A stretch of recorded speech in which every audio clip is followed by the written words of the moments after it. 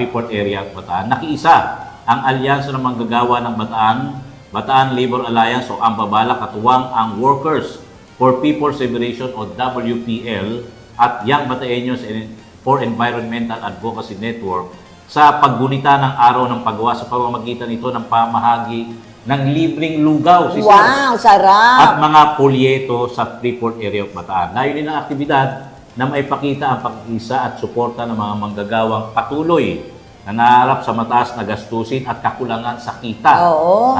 Ayon sa grupo, matagal ng problema, ito nga, 1903 pa, matagal ng problema ang mababang sahod at kakulangan sa benepisyo ng mga manggagawa na lalo lang pinalala ng umiiral na krisis sa ekonomiya dahil nga dito sa nangyaring sigalot sa Middle East. Nakiisa rin ang Young Bean, Mariveles chapter na sarap, sarap nagbitbit ng ng lugaw.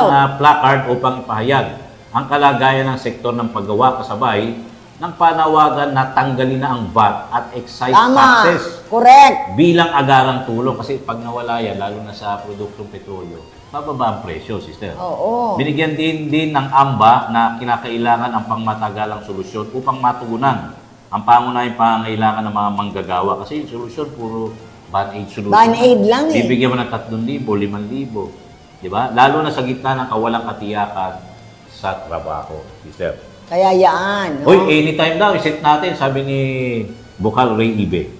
Sige. Anytime daw, sige. Tawagan tayo, Bukal Oo, Ray. oo. At iset, anong Yan. komento mo dyan?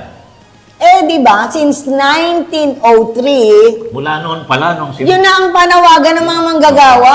hanggang ngayon, 2026 na. Tsaka, di ba, katulad ng kinukumpara natin, pagtataas ang petrolyo o halaga ng bilihin, Yung paborito sandali mo, lang. Ano yung paborito mo sinasabi? Domino effect. Oo. Siyempre, tataas lahat. Di ba? Mhm. Ang bilis. Pero pag sinabing tataas ang sweldo, aba, ang bagal.